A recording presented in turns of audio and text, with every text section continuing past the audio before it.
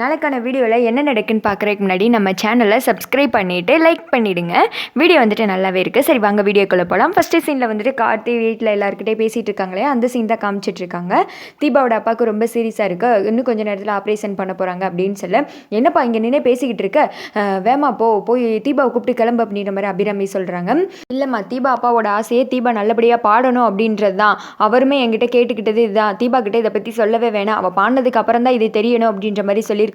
So please நீங்கள் யாரும் அவகிட்ட சொல்லாதீங்க, அவங்கள வந்துட்டு நான் ரெக்கார்டிங் தேட்டரில் போய் விட போகிறேன் அப்படின்ற மாதிரி சொல்ல, இந்த பக்கம் திரும்பி ஐஸ்வர்யா பார்த்தா, அண்ணி ப்ளீஸ் உங்ககிட்ட நான் பர்டிகுலராக சொல்கிறேன், இதை வந்து தீபா கிட்ட சொல்லாதீங்க அப்படின்னு சொல்ல, அப்படின்ற மாதிரி மண்டையாட்டுது ஐஸ்வர்யா.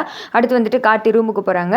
கிளம்பலாமா அப்படின்னு கேட்க, சார் என்னாச்சு சார், ஏதோ பிரச்சனைன்னு சொல்லி சொன்னீங்க, முகம் வேற ஒரு மாதிரி டல்லாக இருக்குது, இப்போ ஓகே தானே சார் அப்படின்னு கேட்க, அதெல்லாம் ஒன்றும் இல்லை, சரி வாங்க கிளம்பலாம், ஆல்ரெடி டேரக்டர் வந்துட்டு கால் பண்ணியிருந்தாங்க வரணும் அப்படின்னு சொல்ல, சரி சார் கிளம்பலாம் அப்படின்ற மாதிரி தீபா அங்கேயே ஃபோனை வச்சுட்டு கிளம்பிடுறாங்க. அடுத்து கார்த்தியும் தீபாவும் வந்துட்டு கீழே வர்றாங்க. ஹாலில் எல்லாரும் அமைதியாக நிற்கிறத பார்த்து தீபா வந்துட்டு, என்னாச்சு மீனாட்சி அக்கா, எல்லாரும் ஒரு மாதிரி அமைதியாகவே இருக்கீங்க, எதுவும் பிரச்சனையா அப்படின்ற மாதிரி கேட்க, ஒன்றும் இல்லை தீபா, நீ பாட்டு பாட போகிறேல்ல, அதை பற்றி தான் பேசிகிட்டு இருந்தோம் அப்படின்ற மாதிரியே மீனாட்சி சொல்கிறாங்க. சரி தீபா போகலாமா அப்படின்ற மாதிரி கார்த்தி கேட்க, ஒரு நிமிஷம் சார், நான் அத்தை மாமாக்கிட்ட ஆசீர்வாதம் வாங்கிக்கிறேன் அப்படின்னு சொல்லிட்டு வேமா ரெண்டு பேர்த்திட்டே காலில் விழுந்து ஆசீர்வாதம் வாங்க. அபிராமி வந்துட்டு நல்லா பாடு தீபா அப்படின்ற மாதிரி சொல்கிறாங்க. இதை கேட்டது தீபாவுக்கு ஷாக்கு என்னமோ, உலக வரலாற்றில் முதல் முறையாக தீபா கிட்ட அபிராமி நல்லபடியாக பேசியிருக்காங்கன்னு தான் சொல்லணும். அடுத்து வந்துட்டு நல்லா பாடு தீபா அப்படின்ற மாதிரி மீனாட்சி சொல்ல, சரின்னு சொல்லிட்டு இவங்க வந்துட்டு கிளம்புறாங்க ரெக்கார்டிங் தேட்டருக்கு. இந்த சைடு ஐஸ்வர்யாவை காமிச்சிட்டு இருக்காங்க. விறுவிறுன்னு ரூபஸ்ரீ கால் பண்ணுறாங்க.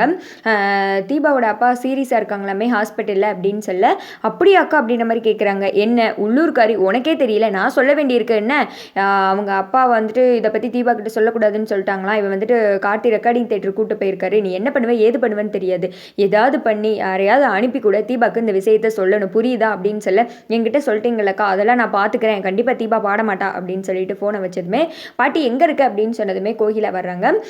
ஐஸ்வர்யா சொன்னதெல்லாம் சொல்கிறாங்க. பாட்டி அவளை எப்படியாவது தடுத்து நிறுத்தணும் பாட்டி, நான் சொல்கிறது வந்துட்டு அப்படியே செய் அப்படின்னு சொல்லிட்டு ஐஸ்வர்யா சொன்ன மாதிரி ஒரு பிளான் வந்துட்டு சொல்கிறாங்க ரூபஸ்ரீ. அதை கேட்டதும் கண்டிப்பாக நடக்குங்க அப்படின்னு சொல்ல, கண்டிப்பாக பாட்டி, இதை அவகிட்ட சொன்னதுமே ஓங்கி ஒப்பார வச்சு அழுவாளே தவிர வேற ஒன்றும் அவளால் பண்ண முடியாது, அவள் வாயிலேருந்து வார்த்தையே வராது, இதில் எங்கே பாட்டு வந்து அவள் பாடி கிழிக்க அப்படின்ற மாதிரி கோகிலா அமுச்சு விட, தீபா இந்த ஸ்கெட்சில் நீ என்கிட்ட சிக்கிட்ட, கண்டிப்பாக சொல்கிறேன் உன்னால் பாடகியாக முடியாது அப்படின்னு சொல்லிட்டு யோசித்துட்டு இருக்காங்க. அடுத்து வந்துட்டு ரெக்கார்டிங் தேட்டரில் தான் காமிக்கிறாங்க.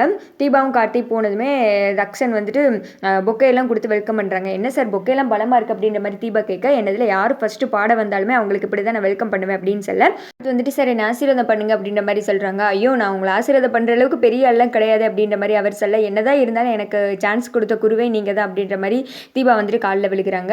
நீங்கள் இந்த பாட்டு மட்டும் கிடையாது, இன்னும் எத்தனையோ பாட்டுகள் பாடி மக்களோட மனசை மகிழ்விக்கணும், அதுக்கு வந்துட்டு என்னோட வாழ்த்துக்கள் அப்படின்ற மாதிரி அவர் சொல்ல, இந்தாங்க பேப்பர் வந்துட்டு நீங்கள் இதை பாருங்கள், அதுக்கடுத்து நம்ம டேக் போய்க்கலாம் அப்படின்னு சொல்ல, அப்புறமேட்டு உள்ளே வந்துட்டு போகிறாங்க ரெக்கார்டிங் தேட்டருக்குள்ளே. கார்த்தி வந்துட்டு சரி தீபா நீங்கள் இருங்க, எனக்கு ஒரு சின்ன வந்துட்டு வேலை இருக்குது, அதை போய் நான் முடிச்சுட்டு வந்துடுறேன் அப்படின்னு சொல்ல, என்ன சார் நான் ஃபஸ்ட் டைம் பாட போகிறேன், நீங்கள் என் பக்கத்தில் இல்லாட்டி எப்படி அப்படின்னு சொல்ல, கொஞ்ச நேரம் தான் போனது வந்துடுவேன் அப்படின்ற மாதிரி கார்த்தி சொல்லிட்டு கிளம்புறாங்க. அடுத்து வந்துட்டு கீழே போகும்போது ராஜா வந்துடுறாரு. என்ன மாப்பிள்ள அவசரமாக வர சொன்னேன் அப்படின்னு சொல்ல, தீபாவோட அப்பாவுக்கு ரொம்ப சீரியஸாக இருக்குது, அது வந்துட்டு தீபாவுக்கு தெரிய வேணாம், கண்டிப்பாக ரூபஸ்ரீயும் கோகிலாமே ஏதாவது பண்ணி தெரிய வைக்கணும்னு ட்ரை பண்ணுவாங்க, இங்கேருந்து நீ பார்த்துக்கோ அப்படின்னு சொல்ல, ஐயோ அந்த கலவாணி கூட தான் நான் பார்த்துக்கிறேன் மாப்பிள்ள, கண்டிப்பாக அவங்க வருவாங்கன்னு தெரியும், நீ போயிட்டு வா, எப்படியும் இது முடிகிறதுக்கு ரொம்ப நேரம் ஆகும், நீ கண்டிப்பாக இங்கே இருக்க முடியாது, அங்கே ஹாஸ்பிட்டலில் தான் இருக்கணும் போ அப்படின்னு சொல்லிட்டு அமுச்சு வைக்க, கார்த்தி வந்துட்டு ஹாஸ்பிட்டல் கிளம்புறாங்க. அந்த சைடு ஜானகி மைதிலே நின்று அழுதுட்டு இருக்காங்க. கார்த்தி போனதுமே என்னாச்சு எதுவும் சொன்னாங்களா அப்படின்னு கேட்க, இல்லை ஆப்ரேஷன் போய்கிட்டு இருக்கு அப்படின்ற மாதிரி சொல்ல, தீபா வந்துட்டு ரெக்கார்டிங் தேட்டர் போயிட்டாளா அப்படின்னு கேட்க, போயிட்டாங்க அப்படின்ற மாதிரி கார்த்திகை சொல்கிறாரு. மைதிலி சொல்கிறாங்க, மாமாவோட ஆசையே தீபா வந்துட்டு பாடுறத பார்க்கணும் தான், அதை கடைசி வரைக்கும் பார்க்க முடியாமல் போயிடுச்சே அப்படின்ற மாதிரி ஃபீல் பண்ணுறாங்க, நீங்கள் எதுக்கு அழாதீங்க, கண்டிப்பாக வந்துட்டு மாமா பொழைச்சிருவாரு அப்படின்ற மாதிரி கார்த்தி சொல்லிட்டு இருக்காங்க.